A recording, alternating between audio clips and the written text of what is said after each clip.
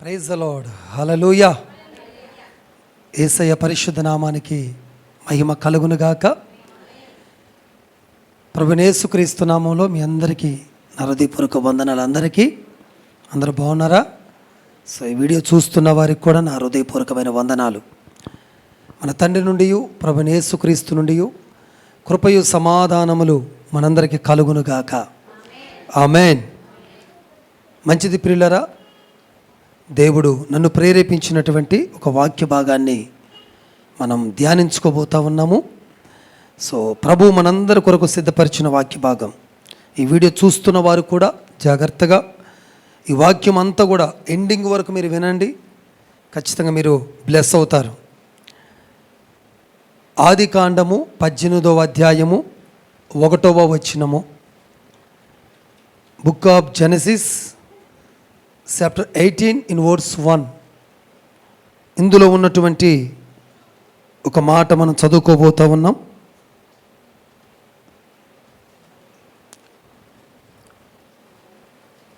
మరియు మమ్రే దగ్గరనున్న సింధూర వన ద్వారమందు కూర్చుని ఉన్నప్పుడు యెహోవా అతనికి కనపడెను. చిన్న ప్రార్థన చేసుకుందాం. పరిశుద్ధుడా, ప్రేమ నమ్మకం కలిగిన మా తండ్రి, చదవబడిన వాక్య భాగములో నుండి నాతోనూ మాతోనూ మీరు సూటిగా తేటగా మాట్లాడండి.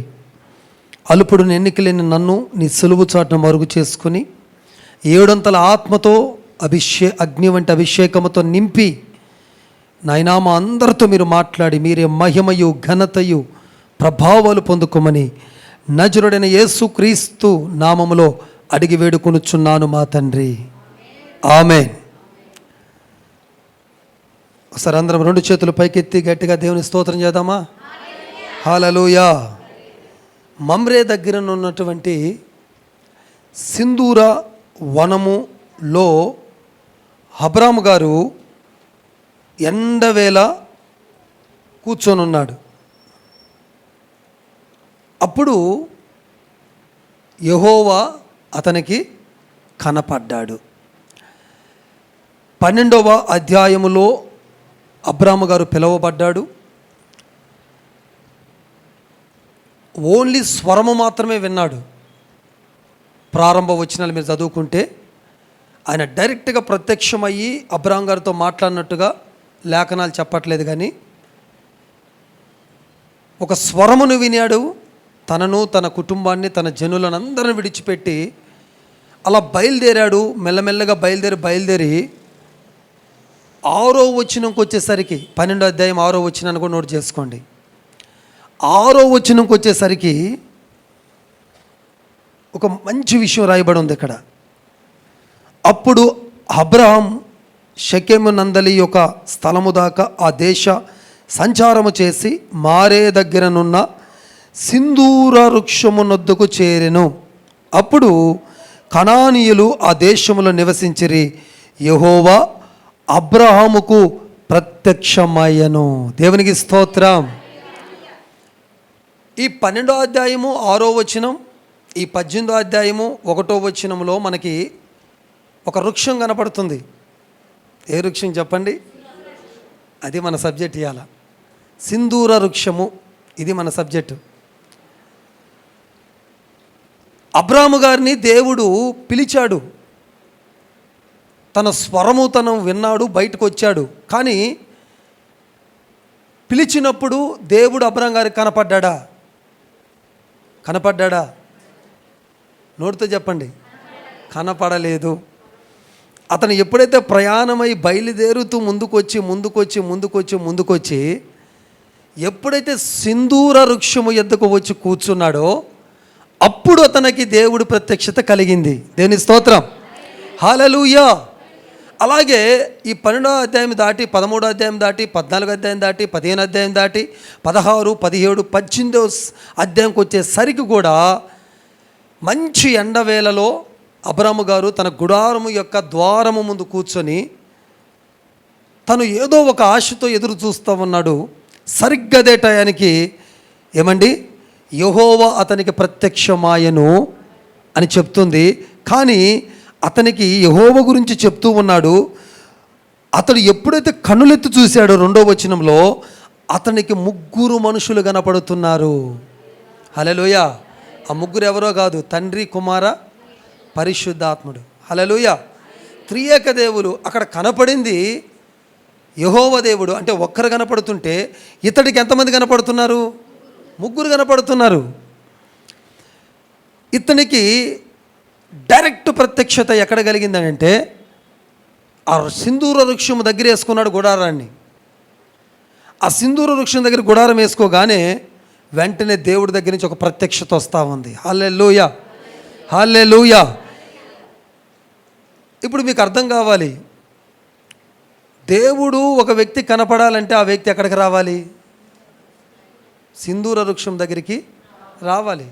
ఇప్పుడు 2 వచనాలు చూస్తే 2 వచనాల్లో అతనికి దేవుడు ప్రత్యక్షత సింధూర వృక్షం దగ్గరే దొరికింది. అలాగే నీవు నేను దేవుణ్ణి చూడాలి, ఆయన్ని ప్రత్యక్షత చేసుకోవాలి, ఆయన్ని మనం దర్శించుకోవాలి. దేవుడు దర్శనాన్ని మనం రోజు చేయాలండి. రాజు దర్శనం చేయాలని ఆ మధ్యకాలంలో సందేశం ఇచ్చిన కదండి. అబ్షాలోము అంట రోజు రాజు దర్శనాన్ని చేసుకోవడానికి ఎప్పుడు ఎదురు చూసేవాడట. అలాగా మన దేవుడు దర్శనాన్ని చేసుకోవడానికి మనం ఎప్పుడు ఇష్టపడి ఉండాలి, సిద్ధపడి ఉండాలి. హల్లెలూయా. కాబట్టి ఈరోజు నా దేవుడు చెబుతున్న మాట ఏమిటంటే, అలనాడు అబ్రహాము గారు సింధూర వృక్షము దగ్గర ఎలాంటి దేవుని ప్రత్యక్షతను పొందుకున్నాడో ఈ రాత్రి ఈ సింధూర వృక్షమైన అనుభూతులేకి దేవుడు మనల్ని తీసుకెళ్ళి అటువంటి ప్రత్యక్షతే దేవుడు మనకి దయచేయబోతా ఉన్నాడు. గట్టిగా దేవుని స్తోత్రం చెప్తాం. హల్లెలూయా. బైబిల్ గ్రంథంలో మీరు ఎప్పుడైనా గమనించండి, ఒక చెట్టును చూపించి, ఒక పక్షిని చూపించి, లేకపోతే ఈ సృష్టిని చూపించి ఏది మాట్లాడినా సరే అది మన గురించి మాట్లాడుతూ ఉన్నట్టు మనం నేర్చుకోవాలి. ఒక చెట్టును చూపించి మనకు ఒక పాఠాన్ని నేర్పుతాడు, ఒక పక్షిని చూపించి దేవుడు మనకు ఒక పాఠాన్ని నేర్పుతాడు. అంతేగాని ఇది చెట్టును గురించి చెప్పబడిందని దాన్ని పక్కకి పెట్టకూడదు. ఇదేదో పక్షిని గురించి చెప్పబడిందని దాన్ని పక్కకి, దేనితో మాట్లాడినా దాన్ని చూపించి మనతో మాట్లాడతాడు. ఎందుకు వాటిని చూపించి మనతో మాట్లాడతాడు? ఎవరైనా చెప్పగలుగుతారా? వాటిని చూపించి మనతో ఎందుకు మాట్లాడుతున్నాడు ఎవరైనా చెప్పగలుగుతారా? అయ్యా చెప్పండి, ట్రై చేయండి. ఎందుకనంటే మనకంటే అవన్నీ ముందుగా సృష్టించబడ్డాయి కాబట్టి. దేవుని స్తోత్రం. సృష్టి అంతా చేసిన తర్వాత దేవుడు మనల్ని చేశాడు కనుక మనకంటే చెట్టు ముందు, మనకంటే పక్షి ముందు, మనకంటే చేపలు, ఈ సృష్టిలో ఉన్న ప్రతి జీవి మనకంటే ముందున్నాయి. అందుకే మనకంటే ముందున్నాయి కాబట్టి వాటిని మన ముందు పెట్టి మనతో మాట్లాడతాడు. అలాగే బైబిల్ గ్రంథంలో ఎందుకు కొంతమంది ఎగ్జాంపుల్గా కొంతమంది సేవకుల గురించి చెప్తా ఉంటాం మనం, మనకంటే ముందు వాళ్ళు ఉన్నారు కాబట్టి, మనకంటే ముందు వాళ్ళు సేవ చేశారు కాబట్టి, వాళ్ళు మనకంటే ముందు ఎన్నో శ్రమలు, ఎన్నో ఇబ్బందులు, ఇరుకులు పడ్డారు కాబట్టి ముందున్న వారిని చూపిస్తూ చెప్పే ఏ ప్రసంగమైనా ఫలభరితంగా ఉంటుంది. అనుభవం చాలా గొప్పది. బైబిల్ చదివిన దానికంటే అనుభవాలతో వచ్చే బోధ చాలా గొప్పగా ఉంటుంది. దేవుని స్తోత్రం. హల్లెలూయా. ఇప్పుడు దేవుని నమ్మగానే ఏదో ఒకటి చెప్పేయచ్చు, కానీ అది అంత పండదు. కానీ ఒక 20 సంవత్సరాలు దేవుళ్ళు నలిగి, ఒక 20 సంవత్సరాలు అనేక శోధనలు, శ్రమలు, కరువులు, ఖడ్గాలు, హింసలు, పోరాటాలు అన్నీ నలిగి వచ్చిన సేవకుని నిలబెట్టి వాక్యం చెప్తా ఉంటే ఎట్లుంటుంది ఆ వాక్యం? సరాసరి హృదయంలోకి వచ్చేస్తుంది ఆ వాక్యం. ఎందుకు? పడ్డవాడు చెబితే ఆ కథ పండద్ది, ఆ ప్రసంగం పడుతుంది. అందుకే అనుభవంలో ఇవి ఆల్రెడీ అనుభవించి ఉన్నాయి, దేవుని పిలుపుని అనుభవించి ఉన్నాయి, దేవుడు సృష్టిని అవన్నీ కలర్ చూశాయి. అందుకే వాటన్నిటిని చూపించి దేవుడు మనతో మాట్లాడతాడు. మనము అనేక పాఠాలు నేర్చుకుంటూ ఉండాలి. నేను ఎప్పుడు అంటుంటాను, క్రైస్తవుడు అనేవాడు నిత్య విద్యార్థి. హల్లెలూయా. వాళ్ళకి అయిపోదు, డ్యూరేషన్ అయిపోదు, నాకు వచ్చేసింది అంటానికి లేదు. ఒక సావుకుడైనా ఒక విశ్వాస అయినా నిత్యము నేర్చుకుంటానే ఉండాలి. నేర్చుకునేవాడికే దేవుడు నేర్పుతాడు. నాకు వచ్చులే అన్నీ అనుకున్న వారికి అయిపోద్ది అక్కడికే. అందుకే మనం ఎన్ని నేర్చుకుంటున్నా చెప్పండి, నేర్చుకుంటూనే ఉండాలి. దేని స్తోత్రం. హల్లెలూయా. పిల్లలు గమనించండి, సింధూర వృక్షం గురించి నేను కొంత సెర్చ్ చేశాను. చాలా విషయాలు బయటకు వచ్చాయి. ఈ చెట్టు యొక్క ప్రత్యేకతలు, ఈ చెట్టు ఎలా ఉంటుంది, దీన్ని హోలీ ట్రీ అని కూడా పిలుస్తారు. ఇంగ్లీష్లో హోలీ ట్రీ అంటారు దీన్ని, హెబ్రీ భాషలో హోక్ ట్రీ అంటారు.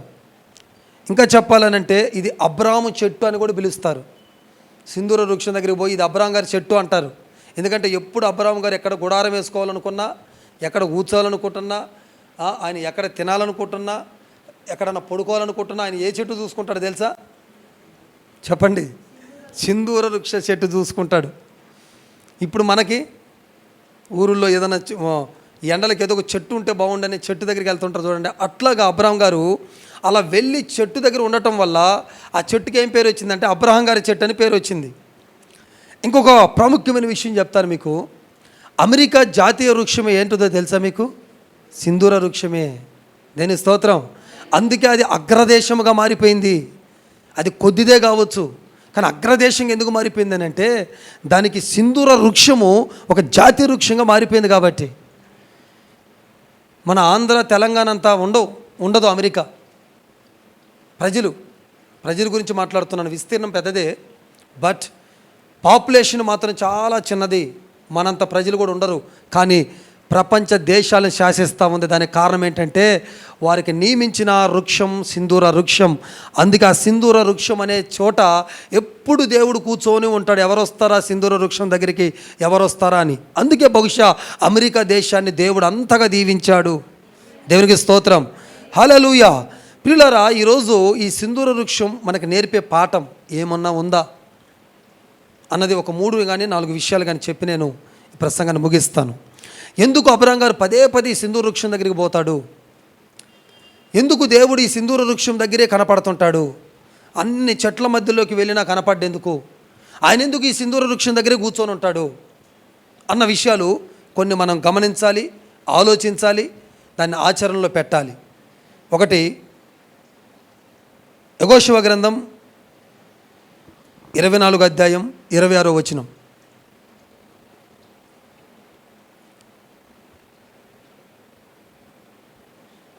చదవండి సిస్టర్. 24, 26. యెహోషువ గ్రంథం 24వ అధ్యాయం 26వ వచనం. దేవుని ధర్మశాస్త్ర గ్రంథములో ఆ వాక్యములను వ్రాయించి పెద్ద రాతిని తెప్పించి యెహోవా పరిశుద్ధ స్థలములో ఉన్న సింధూర వృక్షము కింద దాని నిలువబెట్టెను. దేవుని స్తోత్రం. ఎందుకయ్యా అబ్రాము గారికి దేవుడు సింధూర వృక్షము దగ్గరే ప్రత్యక్షమవుతాడు అని అంటే, ఈ సింధూర వృక్షం ఎక్కడ ఉంటుందంటే ఎక్కడ పడితే అక్కడ ఉండదంట. ఇది పరిశుద్ధ స్థలములోనే ఉంటుందంట. దేవునికి స్తోత్రం చెప్పండి ఒకసారి. పరిశుద్ధ స్థలములోనే ఉంటుంది సింధూర వృక్షమా. ఏంటమ్మా నీ సీక్రెటు? మా చెట్ల దగ్గరికి ఏమో ఏసై రావట్లేదు, మరి నీ దగ్గరికే వస్తున్నాడు ఏంటమ్మా అని అడిగితే సింధూర వృక్షాన్ని, అప్పుడు ఆ సింధూర వృక్షం చెప్పద్ది, నేను ఎక్కడున్నాను? పరిశుద్ధ స్థలములో ఉన్నాను. హల్లెలూయా. అది ఎక్కడ పడితే అక్కడ ఉండదు. అందుకే అక్కడికి ఎవరు చేరినా, సింధూర వృక్షము యొద్దకు ఎవరు వెళ్ళినా, ఎవరు కూర్చున్నా సరే అక్కడికి దేవుడు వస్తాడు, దేవుడు పరుచుకోవటమే కాదు, వారు ఏ లోటులో ఉన్నా, ఏ అవసరతల్లో ఉన్నా అన్ని తీర్చి వెళతాడు. దేవునికి స్తోత్రం, హల్లెలూయా, హల్లెలూయా. మొదటిగా దేవుడు మనకి కనపడాలి, ఆయన ప్రత్యక్షత మనకు కలగాలి అంటే పరిశుద్ధత కలిగిన జీవితం కలిగి ఉండాలి. మనం పరిశుద్ధత కలిగిన జీవితం కలిగి ఉండాలి. మన చూపులు పరిశుద్ధంగా ఉండాలి, మన మాటలు పరిశుద్ధంగా ఉండాలి, మన ప్రవర్తన పరిశుద్ధంగా ఉండాలి, మన నడక పరిశుద్ధంగా ఉండాలి, మన పడక పరిశుద్ధంగా ఉండాలి. ఇలాగా అన్ని విషయాల్లో పరిశుద్ధమైన జీవితం ఎవరికైతే ఉంటుందో అట్టి వారికి దేవుడు కనపడతాడు. హల్లెలూయా. నాకేం కనపడతాడులే దేవుడు, అందరూ చెప్పుకుంటా ఉంటే నీ కనపడ్డాడంటే దేవుడు నాకు కూడా కనపడితే ఎంత బాగుండు. దేవుని చూడాలి నేను ఎంతమందికి ఉంది ఇక్కడ? ఏసైని చూడాలని అందరికి ఉందా? మరి ఊరికినే కనపడతాడు ఆయన కనపడాలి అంటే ఆయన ప్రసంగంలో కూడా ఒక మంచి మాట చెప్పాడు తెలుసా? యేసయ్య కొండ మీద చేసిన ప్రసంగం తెలుసా మీకు? ఆ కొండ మీద చేసిన ప్రసంగంలో ఒక మంచి మాట చెప్పాడు. మత్తయి సువార్త 5వ అధ్యాయం వచనం చెప్పండి, 8వ వచనం. హృదయ శుద్ధి గలవారు ధన్యులు, వాళ్ళు దేవుణ్ణి చూస్తారు. హల్లెలూయా. అంటే శుద్ధి, పరిశుద్ధ జీవితం ఎవరికి ఉంటుందో వాళ్ళు చూడగలుగుతారు. అందుకే ఆ వృక్షం దగ్గరే కనపడతాడు యేసయ్య. అబ్రహాం గారికి అక్కడే ప్రత్యక్షం అవుతున్నాడు. ఏమండి, ప్రారంభంలో ప్రత్యక్షం కావచ్చు కదా, ప్రారంభంలో అసలు మాటను విని వచ్చేసాడే, అప్పుడే కనపడేసి నేను యెహోవాని, నేను నిన్ను ఎన్నుకున్నాను, నువ్వు నీ బంధువుల్ని నీ రక్త సంబంధులందరినీ విడిచిపెట్టురా అని చెప్పచ్చుగా. కానీ అతను కూర్చున్న ప్లేస్ పరిశుద్ధమైంది కాదు కాబట్టి జస్ట్ స్వరం మాత్రం ఇచ్చాడు. అందుకే దేవుడు స్వరము ఇచ్చే చోట స్వరం ఇస్తాడు, ప్రత్యక్షత పొందే చోట ప్రత్యక్షత ఇస్తాడు. అందుకే నువ్వు ఏ స్థలములో ఉన్నావో అది ఇంపార్టెంటు. దేవుడు నాతో మాట్లాడలేదే, దేవుడు నాకు ఇక్కడ కనపడలేదే, దేవుడు నాకు ప్రత్యక్షత కాలేదేనంటే నువ్వు నిలబడ్డ చోటు మంచిది కాదు. అందుకే నరపుత్రుడా, నీ చోటులో నువ్వు చక్కగా నిలబడు. నువ్వు నిలబడ్డావు బాగానే ఉంది, కానీ చక్కగా నిలబడు.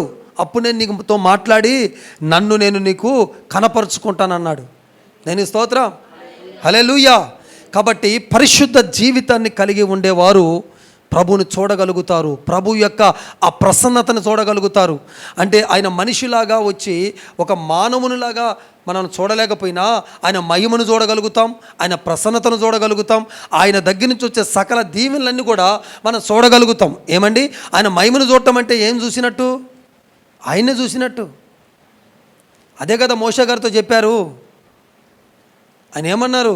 అయ్యా నేను చూడాలి అంటే ఆయన ఏమన్నాడంటే, ఇప్పటికైతే ఫస్ట్ నా వెనక భాగాన్ని చూడు, తర్వాత చూద్దులే అన్నాడు.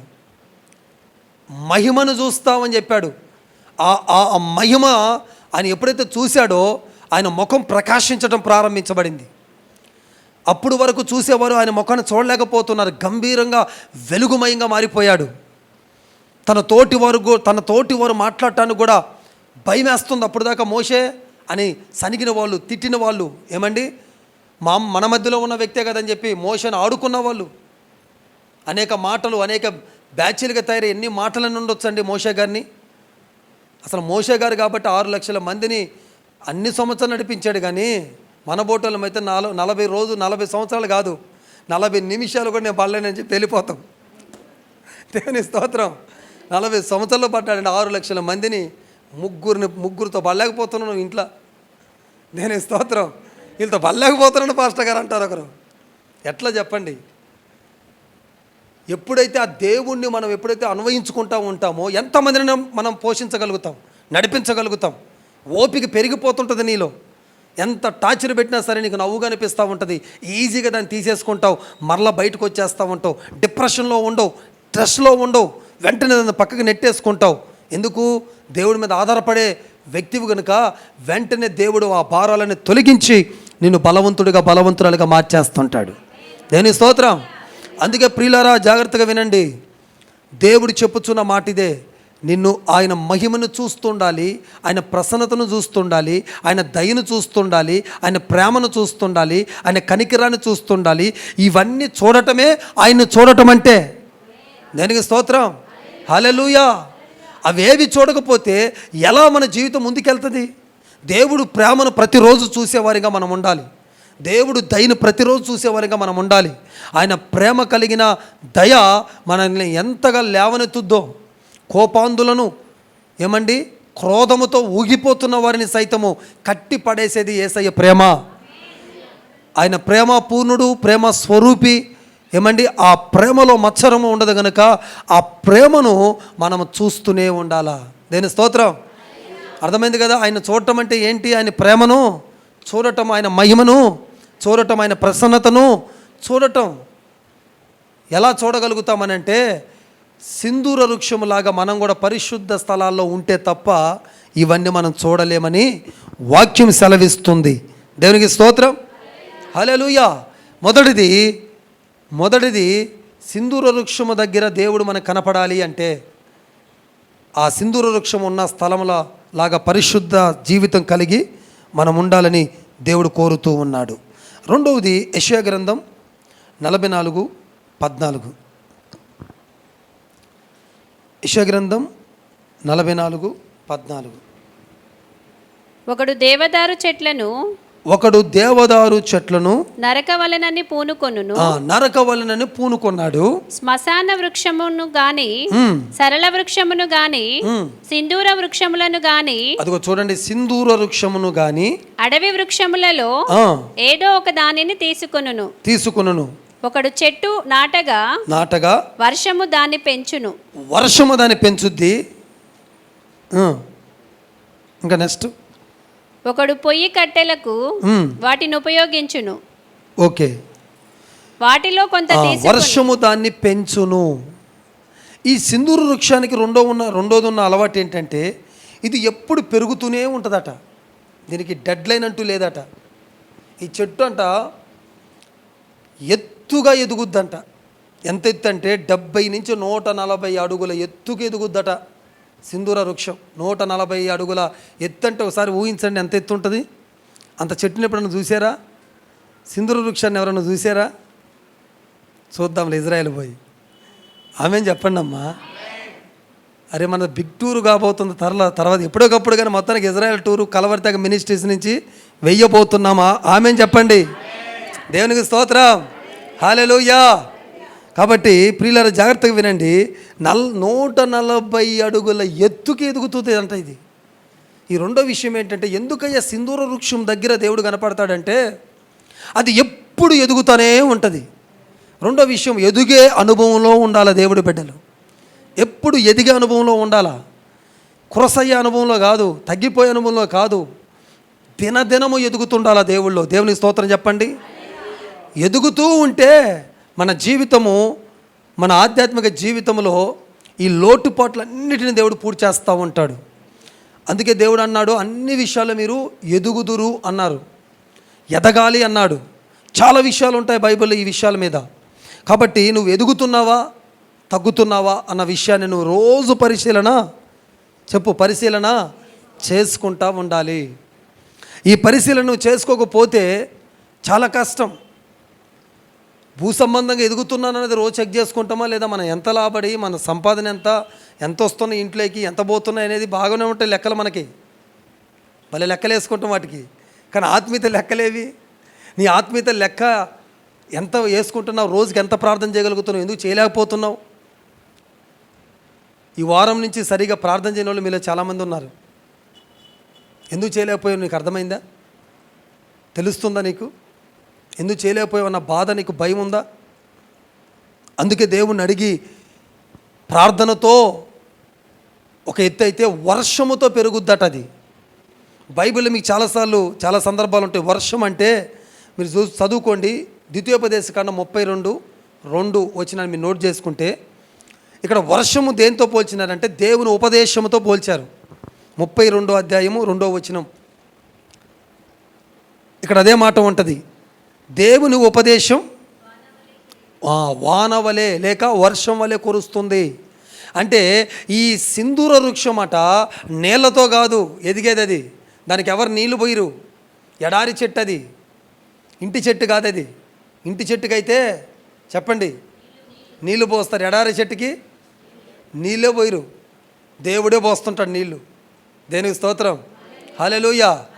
వర్షం అనే ఉపదేశము ద్వారా ఆ చెట్టు ఎదుగుతూ ఉంటుందట. సింధూర వృక్షము దగ్గర యేసయ్య కనపడాలి అంటే సింధూర వృక్షం ద్వారా నేర్చుకునే రెండో పాఠం ఏంటంటే, మనము ఎదుగుతూ ఉండాలి.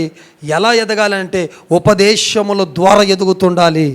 ఇప్పుడు మీరు కూడా ఉపదేశాన్ని వింటున్న ప్రతి ఉపదేశాన్ని జాగ్రత్తగా దాచుకోవాలి, భద్రంగా దాచుకోవాలి. మీరు రాస్తున్న నోట్ బుక్కుల కంటే ప్రాముఖ్యమైన హృదయం అనే పలక మీద రాసుకోవాలి. దాన్ని మరొకసారి ధ్యానించాలి, నెమరవేయాలి. ఇంటికి వెళ్ళిన తర్వాత ఒకరోజు ఖాళీగా ఉండగానే ఆ డైరీని ఓపెన్ చేయాలా. కొంచెం గ్యాప్ దొరికితే ఏం చేయాలి తెలుసా? మీరు రాసిన ప్రసంగాల బుక్ను ఓపెన్ చేస్తుండాలి. ఏం చెప్పారు మన, ఏంటి సంగతి, ఏంటి, ఏమైనా తడబాటు, ఏమైనా తప్పులు రాసుకున్నానా, రెఫరెన్సు త్వరగా చకచక స్పీడ్గా వెళ్తున్నప్పుడు ఏమైనా తప్పులు రాసుకున్నానా, అసలు నిజంగా ఈ పాయింట్ ఉందా లేదని చెప్పి ఒకసారి పరిశుద్ధ గ్రంథాన్ని ఓపెన్ చేసి చూస్తుండాలి.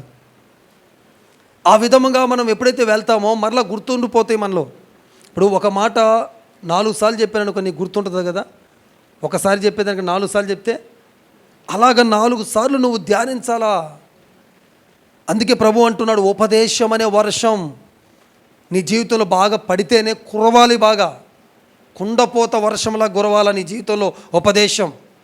ప్రతిరోజు వింటున్న ఆ సందేశం నిన్ను ఎదిగిస్తుందా, లేకపోతే ఎక్కడేసిన గొంగలు అలాగే నిన్ను ఉంచుతుందా, అది నువ్వు తెలుసుకోవాలని ప్రభు మాట్లాడుతూ ఉన్నాడు. కాబట్టి ప్రియులారా, నా ప్రభు చెప్తూ ఉన్నాడు, ఇక నుంచి మీరు ఈ సింధూర వృక్షము ఎలా అయితే ఎదుగుతూ ఉంటుందో అటువంటి అనుభవంలోకి నా దేవుడు మీ అందరిని తీసుకువెళ్ళును గాక. సింధూర వృక్షం వలె మీరు ఎదుగుదురు గాక. ఎక్కలేనంత ఎత్తైన కొండ మీదకి ఎక్కించున్నట్లు నా దేవుడు మిమ్మల్ని ఎదిగించును గాక.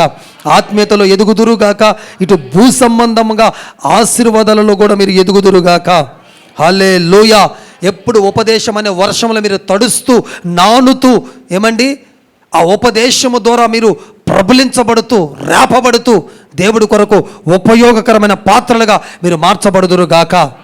ఉపదేశమే మనల్ని కట్టద్ది, ఉపదేశమే మనల్ని నడిపిస్తుంది, ఉపదేశమే మనల్ని బలపరుస్తుంది, ఉపదేశమే మన శరీరంలో రోగాన్ని తీసివేస్తుంది. ఉపదేశానికి ఉన్న ప్రతి బలము మరి దేనికి లేదు. అందుకే దేవుడు వాక్యము ఉపదేశము వై ఒక వర్షముగా మారి నీ యొద్దకు వస్తున్నప్పుడు ఆ వర్షాన్ని స్వీకరించు, ఆ వర్షములో ఉన్న ఆ తాకిడిని అనుభవించు. అప్పుడే నువ్వు ఎదగటం ప్రారంభిస్తావు. నీ ఎదుగుదలను చూసి నీ శత్రువులందరూ కూడా ఆశ్చర్యపోయే రేంజ్కి నా దేవునిని ఎదిగించును గాక. హల్లెలూయా. నీ రేంజ్ పెరగాలంటున్నాడు దేవుడు. నీ ఆత్మీయ రేంజ్ పెరగబోతుంది రాత్రి. హల్లెలూయా. నీ ప్రార్థన రేంజ్ పెరగబోతుంది రాత్రి. నువ్వు దేవుడికి ఇచ్చే సమయం రేంజ్ పెరగబోతుంది. యేసు నామములో వాక్యము చదివే రేంజ్ పెరగబోతుంది రాత్రి నుంచి. ఈ మాటలు ఎక్కడి నుంచి వింటున్నావో దైవ జనాంగమా, దూరాన ఉండి మాటలు వింటున్నావు కదా. ప్రార్థన చేయలేకపోతున్నానయ్యా, వాక్యం చదవలేకపోతున్నానయ్యా, సరిగా ఆరాధించలేకపోతున్నానని బాధపడుతున్నావా? నా దేవుడు ఈ మాట నీ చెవులో పడుతుండగానే అదిగో దేవుడి శక్తి చేత నింపబడిన దానవై, నింపబడిన వాడవై ఇక మొదలుకొని ప్రార్థన చేసే వ్యక్తిగా, ప్రార్థనలో నిలబడే వ్యక్తిగా, మోకాల అనుభూతిని కలిగిన వ్యక్తిగాను నా దేవుడు నిన్ను మార్చబోతున్నాడు. ఎదగబోతున్నారు మీరు. ఒకసారి సెకండ్ ఇచ్చి చెప్పు పక్క వాళ్ళకి, నువ్వు ఎదగబోతున్నావని చెప్పు. హల్లెలూయా. దేవునికి స్తోత్రం. ఎదిగితే దేవుడు నీకు తన ప్రేమను చూపిస్తాడు, తన ప్రత్యక్షతను చూపిస్తాడు, తన మహిమను చూపిస్తాడు, తనలో ఉన్నవన్నీ నీకు చూపిస్తుంటాడు. చూడటం మన వంతు అవ్వాలా, చూపిటం దేవుడు వంతు అవ్వాలా. నేను స్తోత్రం. ప్రతిరోజు దేవుడి శక్తిని చూడాలండి మనము. దేవుడి శక్తిని చూసి అలవాటు ఎవరికి ఉంటుందో వారు ముందు ఎన్ని శక్తులు ఇచ్చి కుప్పగంతులు వేసినా సరే, అరే పోరా చూశాను కానీ నిన్ను, నా పక్కన ఉన్న శక్తి ముందు నీ శక్తి ఎంత అని మాట వారు నోటుకుండా వస్తుంటుంది. దేవుడి శక్తిని చూడనోడికి ఏమనిపిస్తుంటుంది? ఈ శక్తి పెద్ద శక్తిగా కనపడుతుంది, ఈ శక్తికే లోబడిపోయే శక్తిగా మారిపోతారు. అందుకే దేవుడి బిడ్డలు ప్రతిరోజు దేవుడి శక్తిని చూస్తూ ఉండాలి. హల్లెలూయా. నా జీవిత రహస్యం, నా సేవ రహస్యం ఇంత మాంత్రిక శక్తులతో పోరాటానికి నాకు ఇచ్చిన మీకంటే నాకేం ప్రత్యేకతలు ఏమి లేవు.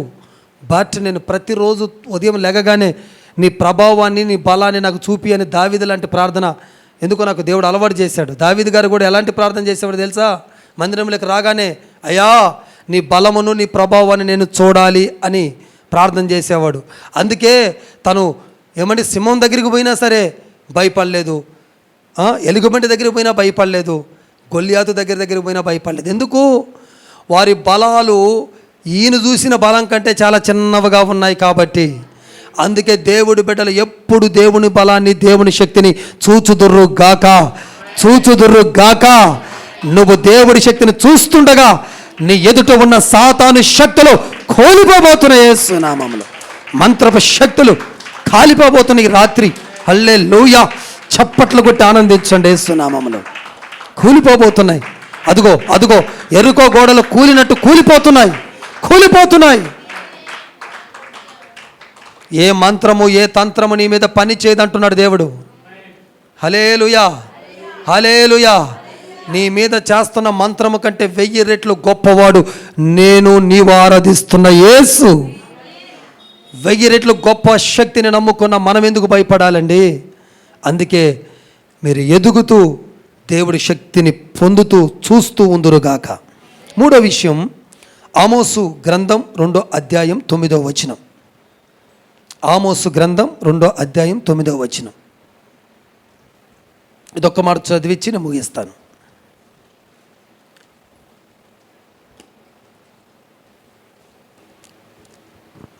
దేవదారు వృక్షమంత ఎత్తైన వారును సింధూర వృక్షమంత బలము గలవారునగు. అది సింధూర వృక్షముకు ఉండే మూడో లక్షణం ఏంటంటే బలముగా ఉంటుందంట. అది దేని స్తోత్రం. ఒకటి చెప్పాను, సింధూర వృక్షం ఎక్కడుంటుంది? పరిశుద్ధ స్థలంలో ఉంటుంది. సింధూర వృక్షం ఏమవుతుంటుంది? ఎదుగుతూ ఉంటుంది. మూడో సింధూర వృక్షం ఎలా ఉంటుంది? బలంగా ఉంటుంది. ఈ మూడు గుణాలను బట్టి సింధూర వృక్షం దగ్గరికి యేసయ్య వచ్చి అక్కడ ఎవరుంటే వాళ్ళు కనపడుతుంటాడు. సింధూర వృక్షముకు ఉన్న మూడో లక్షణం ఏంటంటే బలం. దేవుడి బిడ్డల గురించి నేను ఎప్పుడు ఎందుకు చెప్తుంటాను తెలుసా? మీరు బలంగా ఉండాలని. కొంతమందికి బాధ వేస్తుంటుంది, భయం వేస్తుంటుంది, కోపం వస్తుంటుంది. ఇంత బలహీనంగా ఉన్నా బలంగా ఉండమంటే ఎట్లుంటాం పాస్టర్ గారు అంటుంటారు కొంతమంది. ఉండాలా? దేవుని స్తోత్రం, హల్లెలూయా.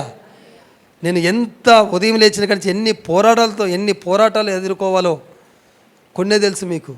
అవన్నీ అధిగమిస్తూ కూడా ఎందుకు నేను ఇలా ఉండగలుగుతానంటే మనుషుల ముందు మనం ఎప్పుడైతే బలంగా ఉంటామో మన ఎదుట ఉన్నటువంటి దేనికైనా సరే మనం లోకుగా. బలవంతుడి కంట బలహీనుడంటే చెప్పండి, లోకు అంట. ఎందుకు? ఎప్పుడు పడితే వాడిని కొట్టచ్చు, పోంగన వేస్తే ఒక ఏటు పడిపోతాడు కిందకి. అదే బలవంతుడైతే లోకు ఉంటుందా? అరే నేను ఒకటి కొడితే వాడు 2 వేస్తాడేమని చెప్పి ఆగతాడు కొంచెం. ఆ విధంగా ఉండాలా దేవుడి బిడ్డలు, ఎప్పుడు బలంగా ఉండాలా.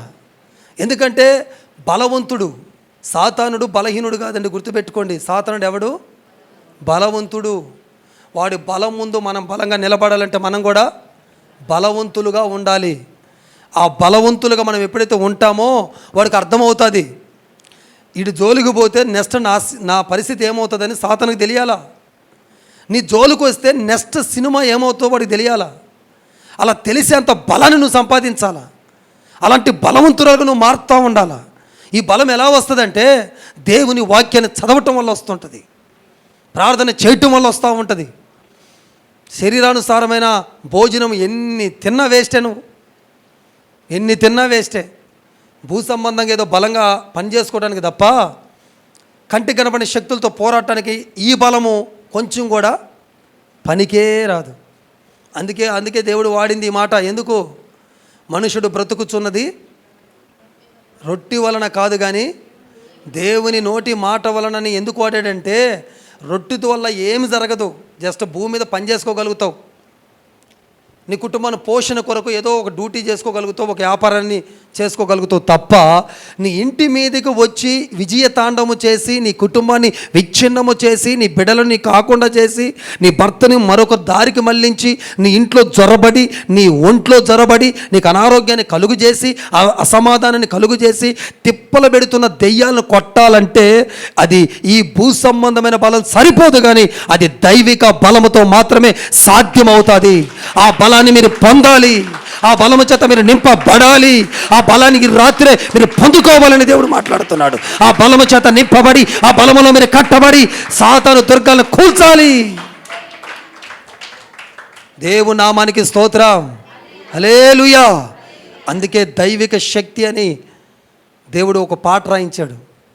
ఆ శక్తి మనల్ని ఏం చేస్తుందో అది నువ్వు పొందుకోవాలి. దేవునికి మహిమ కలుగునుగాక, హల్లెలూయా. కాబట్టి సంగమా, నా దేవుడు చెప్పుచున్న మాట ఇదే.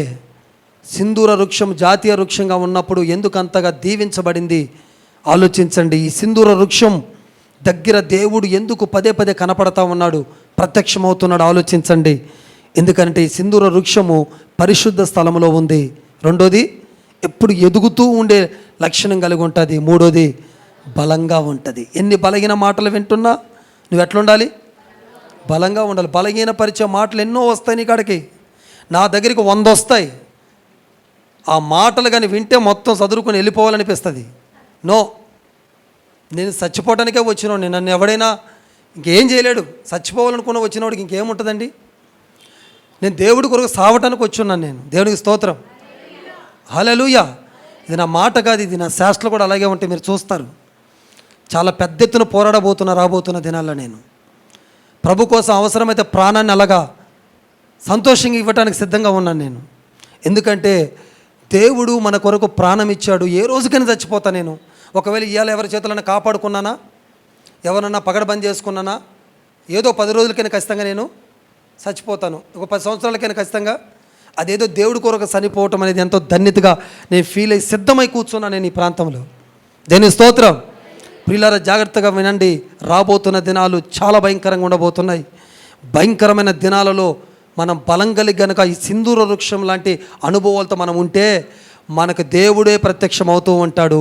మనము అన్నిట్లో మనం తప్పిస్తూ, మనల్ని పోషిస్తూ, నడిపిస్తూ ముందుకు తీసుకెళ్తా ఉంటాడు. ఈ మాటలు వింటున్న మనందరి జీవితంలో ఈ సింధూర వృక్షం లాంటి అనుభూతి దేవుడు మనకిచ్చి మనందరిని నడిపించి బలపరిచి మనందరినీ తన కృపలో భద్రపరిచి దేవుడు ఒక్కొక్క రోజు ఒక్కొక్క ప్రత్యక్షతతో, ఒక్కొక్క కృపతో, మహిమతో, శక్తితో, ప్రసన్నతతో మనకి ఆయన దర్శనమిస్తూ, ప్రత్యక్షత ఇస్తూ మనల్నందరినీ బలవంతులుగా దేవుడు చేయునుగాక. అట్టి కృప త్రియేక దేవుడు మనందరికీ దయచేయునుగాక. ఆమేన్. గట్టిగా చప్పట్లు కొట్టి దేవుని నామమున మహిమపరుద్దాం.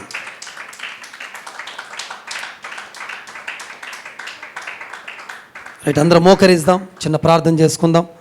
పరిశుద్ధుడా, ప్రేమ నమ్మకము కలిగిన మా తండ్రి, ఈ సింధూర వృక్షాన్ని గురించినటువంటి మర్మయుక్తమైనటువంటి సమాచారాన్ని మీరు ఇచ్చారు. ఈ విషయమును నా తండ్రి ఈ యొక్క సందేశము ద్వారా మా జీవితంలో ఎంతో మేలు జరిగింది. మేము నమ్ముతున్నాం. పరిశుద్ధత కలిగిన జీవితంలోకి మమ్మల్ని తీసుకొచ్చావు. ఎదిగేవారిగా మమ్మల్ని ఉంచబోతున్నావు. బలము కలిగేవారిగా మమ్మల్ని ఉంచబోతున్నావు. ఈ రాత్రి మాటలు ఎంతమంది విన్నారో వాళ్ళందరి జీవితంలో నూతన కార్యాలు జరిగించి అద్భుతమైన నీ శక్తిని, కృపను కుమ్మరించి నీ సన్నిధి కాంతిని ప్రకాశింపజేసి వచ్చిన వారిని, వీడియో చూస్తున్న అందరిని బ్లెస్ చేసి నన్ను నిలబెట్టుకొని నాలో నుండి నువ్వు మాట్లాడిన ప్రతి మాటకై నీకు వందనాలు, స్తోత్రాలు చెల్లిస్తూ యేసు క్రీస్తు శక్తి కలిగిన శ్రేష్టమైన నామములో అడిగి వేడుకొనుచున్నాను మా తండ్రి. ఆమేన్. మన తండ్రి అయిన దేవుని యొక్క ప్రేమ, ప్రభువైన యేసు క్రీస్తు వారి యొక్క కృప, పరిశుద్ధాత్మ సన్నిధి, సహవాసం, సమాధానం ఇప్పుడును ఎల్లప్పుడూ సదాకాలము తోడై ఉండి నడిపించి బలపరచునుగాక. ఆమేన్, ఆమేన్, ఆమేన్. అందరికి వందనాలండి. అందరు గట్టిగా చప్పట్లు కొట్టి దేవుని నామమున మహిమపరుద్దామా? అందరికి వందనాలు. God bless you all.